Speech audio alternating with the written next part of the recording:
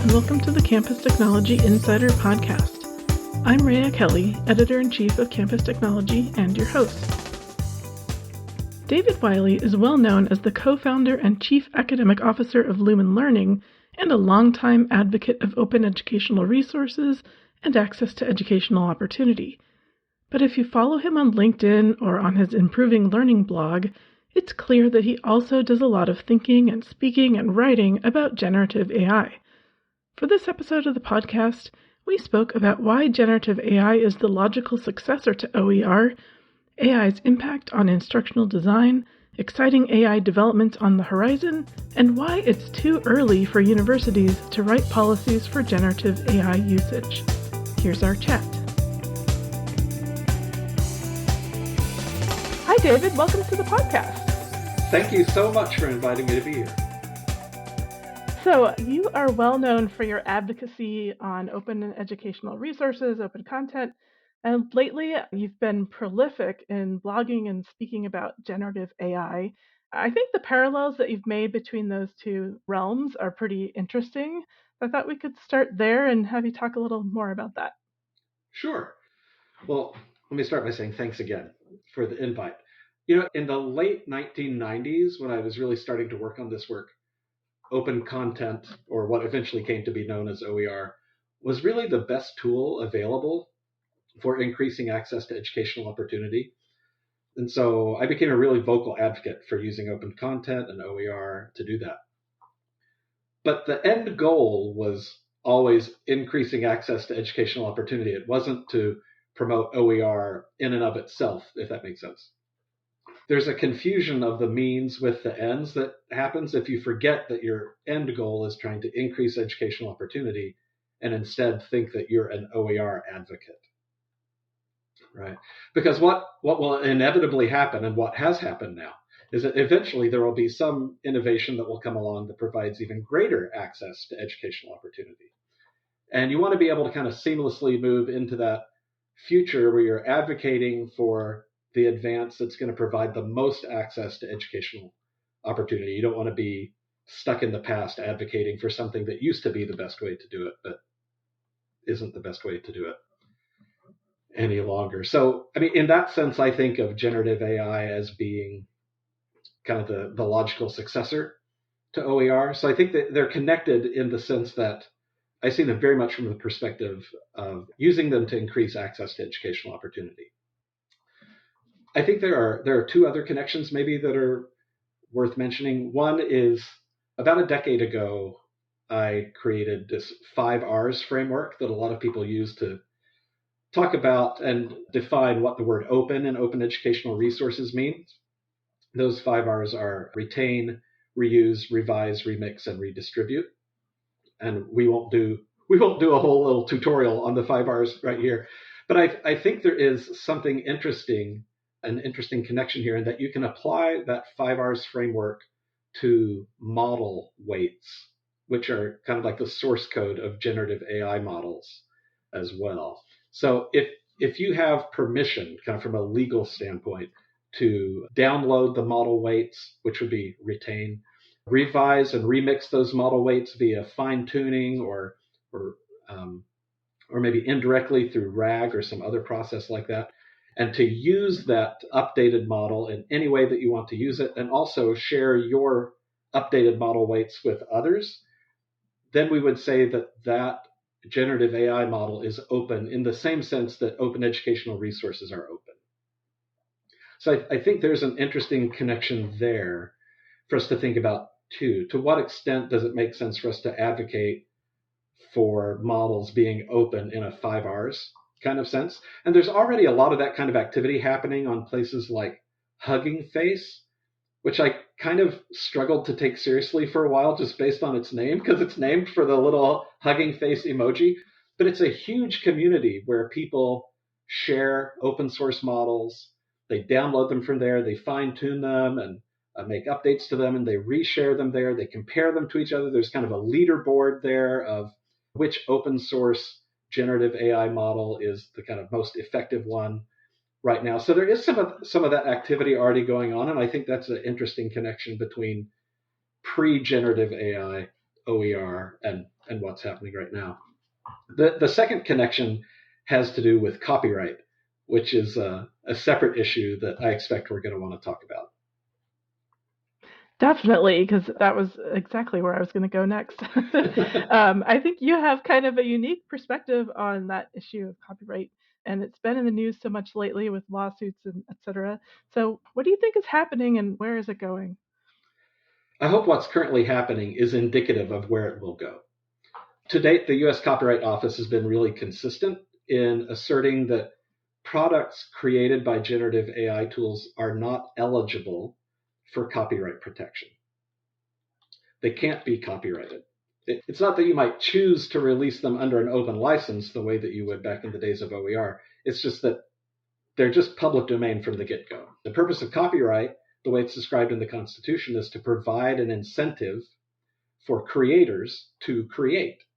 And AI doesn't need an incentive. And that's the only reason stated in the copyright clause of the Constitution for that specifically enumerated right that Congress has to grant copyrights. So it seems like, from my perspective, the Copyright Office has been making what I think of as being kind of the right calls so far, and I hope that it continues to go that way. If you think about all the products of generative AI not even being eligible for copyright, then it connects back to OER in the sense that anything that ChatGPT or Claude or Bard or DALL-E or any of these tools create, it's all OER. You can do those 5R activities to all of their products. And so for a couple of decades now, there's been a lot of kind of fretting and hemming and hawing in the OER community about what we call the sustainability of OER initiatives. Who's going to create the new OER that's needed? Who is going to go back and do the work of updating and maintaining and improving the OER that somebody created 7 years ago? Where's the funding going to come from to support all those people? But all of those, that all changes with generative AI. Before generative AI, we asked who would do that work and how we would incentivize them. Who will create an open textbook about biology? And then 5 years later, who's going to update it, maintain it, improve it? Now, when you need to know something on any topic in biology, you can just go to the generative AI and ask about it and generally get a really reasonable answer. And if you're using a model that's been specifically crafted to be smarter about biology than a general model has been, you can get even better answers. A traditional textbook is kind of a snapshot in time of one person or a small group of people's understanding of a concept. And they've explained it in a specific way, and they've written it down and captured it so that other people can come along, maybe even after the author is dead, and read that and kind of see where they were coming from as they described what it meant. But it really contains a single explanation, a single description, right? Whereas with generative AI, when you ask for an explanation, if it doesn't make sense to you, you can just ask for another. If the example that it gives doesn't resonate with you, you can just get another. If you think you understand but you're not sure, you can ask it to ask you review questions and then have it give you feedback on your answers. There's this fundamental difference between kind of pre-generative AI instructional materials and post, and that the one is this kind of static snapshot of understanding, where with generative AI now, the kind of defining characteristic of it is your ability to dialogue with it in an interactive way. It kind of sounds like, I mean, do you think there's a place for traditional textbooks still, or is generative AI going to kill that format? Well, I guess it depends on what you mean by kill. If transforming into a butterfly kills the caterpillar, then yes, generative AI will probably kill the traditional textbook, right? But it's hard to imagine a medium-term future where every textbook isn't augmented by some kind of generative AI capability that gives students the opportunity to have all the explanations they could ever want, all the different examples on different topics they could want. Maybe I want my examples to be about hiking and basketball and jazz and amateur radio. And you want your examples to be about something else because that's what you're into. And to be able to do infinite open-ended review where I can get specific feedback about my answer. Once that capability exists in the world, it's not hard to imagine a short-term future, but it's hard to imagine a medium-term future where that's just not table stakes for any kind of educational materials offering. So it's really like a matter of someone who is going to be the author of a textbook. Maybe part of the job is training the AI model so that it is optimized for learning that material. Yeah, it's my graduate training is partly in instructional design. And so those of us that come from that world have been kind of championing the value of having clear learning objectives associated with, whether it's a lesson that you're doing in class or it's a chapter that you're writing or whatever it is you're doing. If you don't have a really clear sense of what the learning goal is for the student, what should they be able to do at the end of this experience, then it's hard to create good assessment. It's hard to create good activities and good content for students to engage with to get them there if we're not really clear about where there is. Right? I'm teaching a class on generative AI in education this semester. And this class, we're looking at a couple of prompt engineering frameworks. And it's been kind of interesting the degree to which those prompt engineering frameworks mirror some of the frameworks that were developed for writing learning objectives back in the 60s and 70s, right? That each objective, you should think about an objective as having multiple parts, and those parts are this, and each of them plays a specific role. And in a learning objective, you cover who's the audience, what's the behavior they should engage in, what conditions should they have to perform it under, and to what degree do you want them to perform it. So, for example, maybe I want a third grader to be able to multiply two-digit numbers without a calculator, 90% accuracy, right? That's the ABCD kind of framework for writing outcomes that Mager developed way back in the day. It turns out that prompt engineering is a lot like that. There are these frameworks that specify what kind of the parts of an effective prompt are and what needs to go into a prompt. And it seems like there's going to be this kind of, again, a kind of transformation of these learning outcomes into prompts in a way that can drive generative AI to create activities, to create static content, to create assessments, to create feedback according to that prompt that comes through.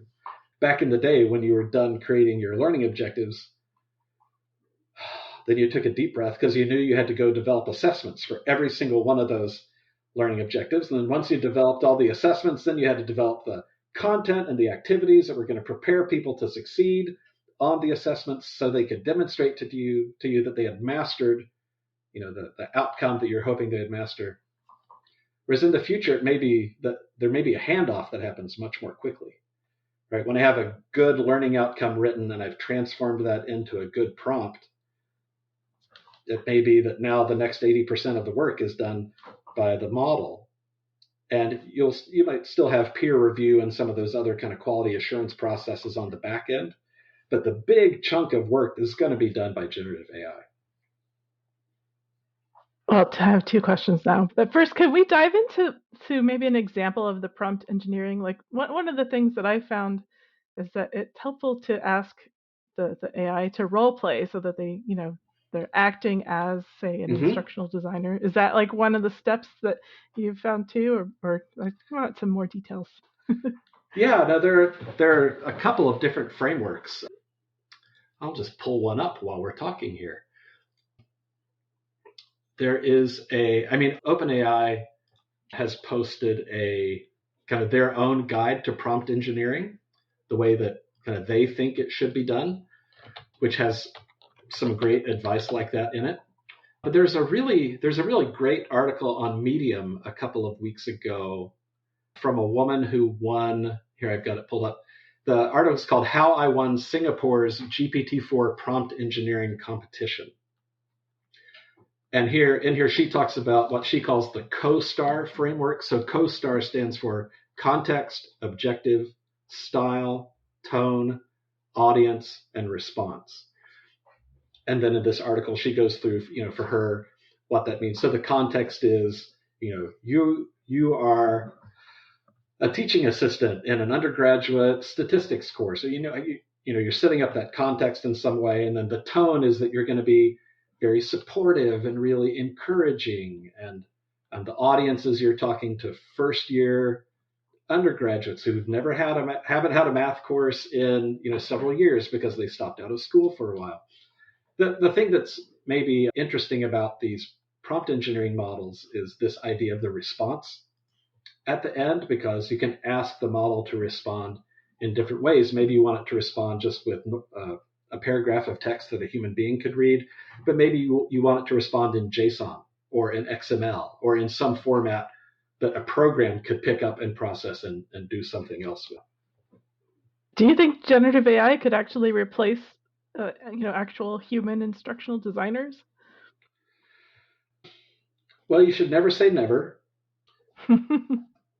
But I do think there are important questions in the instructional design process around what should be taught and what should not be taught. If you're doing a first semester economics course, what topics belong in an introductory economics course? I think there are some of those fundamental questions about what should we teach, what should we omit, what perspectives should we take on it. Some of those questions seem like those are values questions that humans are in a better position to answer. But once you make some of those values decisions about these are the things we should talk about, these are the broad strokes, the ways that we should talk about them, you could hand that off to a human being to write a draft, but you could just as easily hand it over to generative AI to write a draft at that point. It's a draft creating machine. But there are a bunch of decisions that have to be made before the draft stage of the process. So how do you think higher ed institutions should be approaching all of this? I've seen lots of universities announcing that they have developed AI guidelines for teaching and learning. And you have like Arizona State University recently announced their big partnership with OpenAI. Should more universities be, pursuing partnerships like that, or how do you think it should play out? Well, first, I have to admit that I'm kind of worried that it's too early for us to be writing policies. These tools have been in popular use for about a year, right? We haven't even started to begin the process of kind of imagining their transformative potential.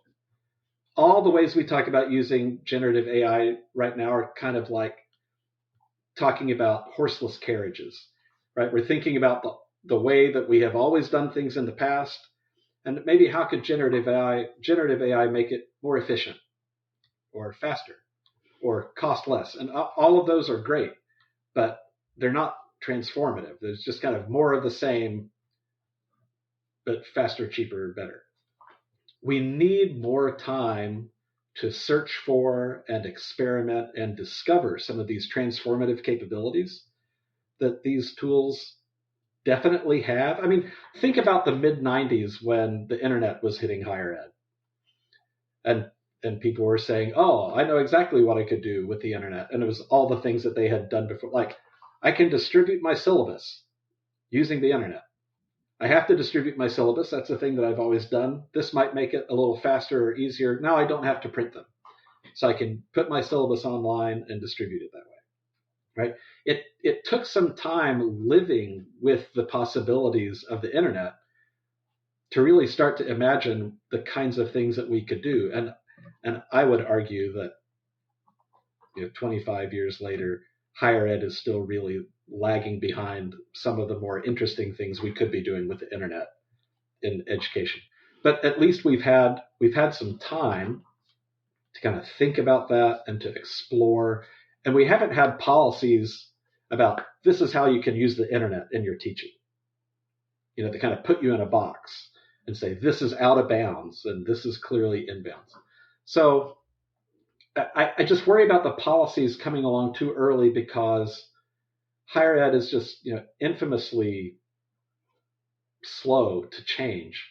And once a policy is on the books, I feel like it's going to be devilishly hard at some point in the future to revoke that policy or to amend it in some way, because even 2 years from now or 3 years from now, it'll be the way we've always done it.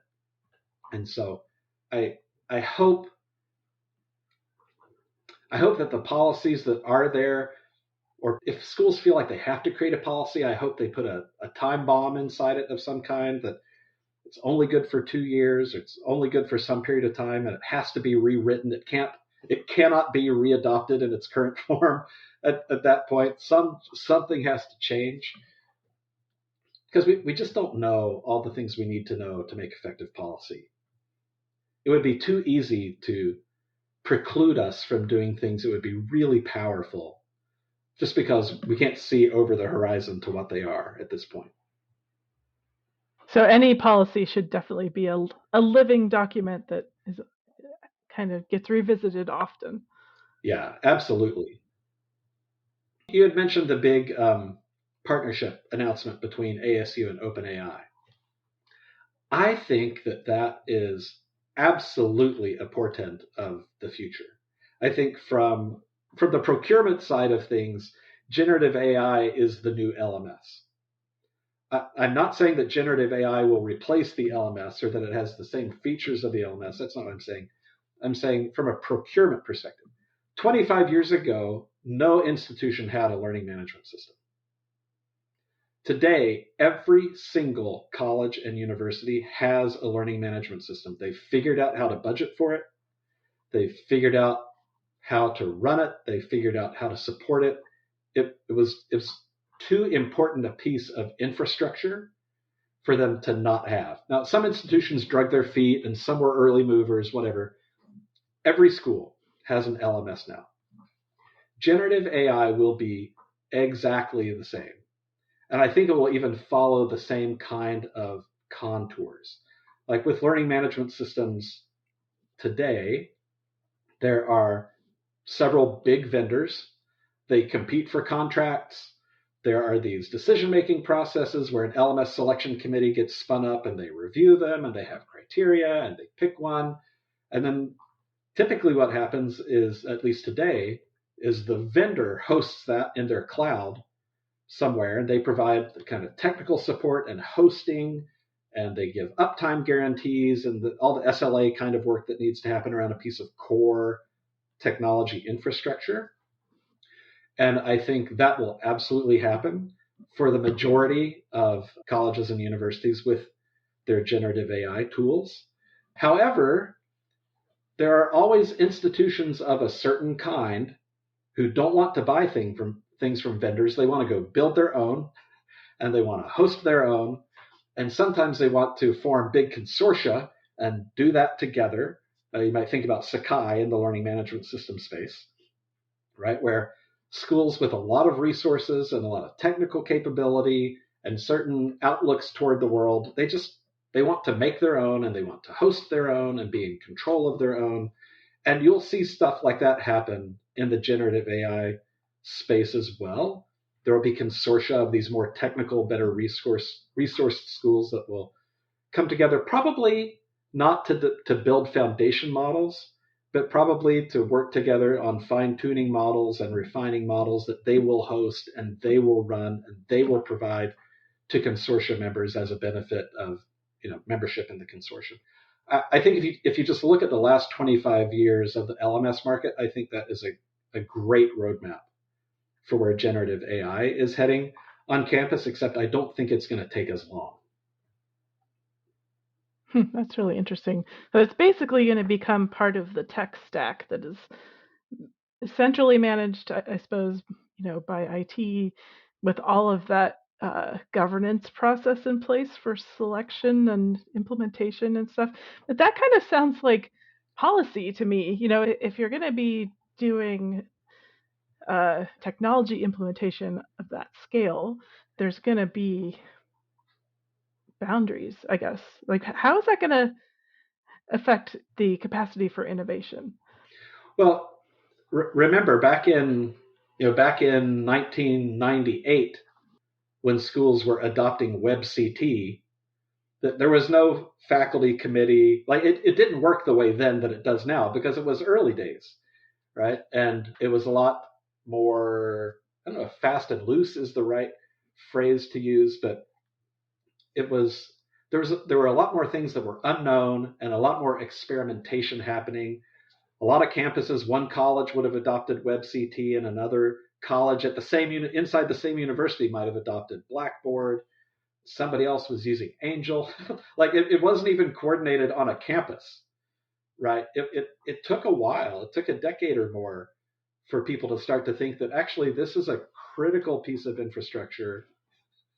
It should not be Moodle on a desktop computer pushed under a desk in somebody's office that's running the LMS supporting the entire College of Business, right? That's how it started during the kind of experimentation phase, but eventually the technology matured, the hosting capabilities that were available matured, people's understanding of how important that infrastructure was developed more. So I think all those things are coming for generative AI, but we're not there yet. It's like 1998 for generative AI right now. There's a lot of experimentation. There's a lot of different things going on. I've got students in my class. Some of them are using ChatGPT. Some of them are using Claude. Some of them are using Bing Chat. And there's different reasons why they've each chosen those. And I've purposefully not tried to kind of force any consolidation because I don't know, right? We're all learning these things together and trying to feel our way forward. I think it's too early for very restrictive policies here. How do you balance some of the risk concerns, maybe like privacy risk and things like that, with the desire to not constrain the use with guidelines? Well, I think you can inform people fully and effectively without constraining their choice. I think really empowering them to exercise their agency is a function of making sure that they understand the choices that they're making. So I think it is important to talk about risks, pros, cons, etc. But I think it's too early to cross the line kind of beyond informing and empowering and into constraining and confining. Mm-hmm. So I wanted to make sure we talk about the equity side of things, because like when you have a huge research university like ASU, obviously they can put a lot of resources toward this exploration and experimentation. But what about small colleges, community colleges? If they can't afford to invest in this essential part of the tech stack, is that an equity gap that's going to impact students? Yeah, it would 100% be an equity gap. As with all technology, and actually as we just saw with OpenAI's Developer Day not that long ago, every year the models become more powerful and they become less expensive. That's the trend that technology typically takes, right? It gets less expensive and more powerful. I think that trend will eventually make it possible, maybe not for every college to run the latest version of ChatGPT that was just released last week, but there will absolutely be multiple vendors who are offering affordable models that have been fine-tuned for higher ed use cases that will cost something on the scale of what the LMS costs. Right? That cost has to get down to the place where it's affordable for the institution, no matter which institution it is, because even the smallest colleges and universities. I live in West Virginia, where we have several colleges that have fewer than 2,000 full-time students. They all have a learning management system. The market will make those available in a way that they can be afforded by those institutions. On the flip side, I think if the LMS is one metaphor, I think another interesting metaphor as technical infrastructure for society more broadly for thinking about generative AI is broadband. I will just give away the whole game and say I very clearly remember my 14.4K modem that I used to connect to the internet back in the day, and how exciting it was when 28.8 was a thing, and how exciting it was when 56K was a thing, and internet just kept getting faster and faster. But eventually, society, at least in the United States, we came to this consensus that access to high-speed internet is something that's just really important for everyone to have. It's important for school. It's important for work. It's important for all these reasons. And so today there are state level and federal programs that subsidize access to broadband because there's a recognition that that's an important thing for every student to be able to do their homework online, and for entrepreneurs to start businesses, and for people to be able to do remote work or whatever it might be. It's just important enough that we provide subsidies for that. And I think you'll see that generative AI will end up being in the same category. I can't believe that we're that far away from some programs to subsidize access to these tools as well, because obviously you have to have an internet connection to access them, but I think they're arguably more powerful and more important to have access to, maybe even than the internet. So I want to end with kind of a looking forward kind of question. What would you say would be the sort of the most exciting trend in generative AI to watch this year? Well, I think there's still so many technical advancements that need to be made that maybe they're not the most fun trends to follow, because they are kind of technical. But just, two that come to mind just in the past quite recently. The first is the kind of model architecture that powers models like ChatGPT is called a transformer. It's very powerful, obviously, in a bunch of ways, because ChatGPT blew all of our minds the first time that we tried it. But there's just in the last little bit, I want to say 2 months, there's been another technical architecture called Mamba that's been proposed that looks to have a lot of the same kind of benefits as the transformer, but to be faster, less expensive to run, cheaper to train, things like that. That could lead to some very exciting things happening in the future. There's a technique for reinforcement learning with human feedback. RLHF is the way that models have, for the last year, the way that we've been kind of fine-tuning models and teaching them to behave more the ways that we want them to behave. But just recently, there's been a new technique proposed called direct preference optimization that looks like it works as well as RLHF, but again, faster, cheaper, easier. So whatever the thing is that comes out next that's powered by Mamba and is kind of fine-tuned using DPO and whatever these other new techniques are, people might not know about all the things under the hood, but they'll know, oh my gosh, this is even better and even faster and even cheaper than ChatGPT was. It's still kind of early days I know it's not early days for AI broadly, but for what we think of as being large language models, for example, it's early days. And even though GPT-4 blows all of our minds, it could be so much more powerful. And so I think there's still a lot of kind of fundamental, under the hood, kind of basic research to go on that will be really exciting this year. And will end up, it will result in new products that all of us get really excited about. Thank you for joining us.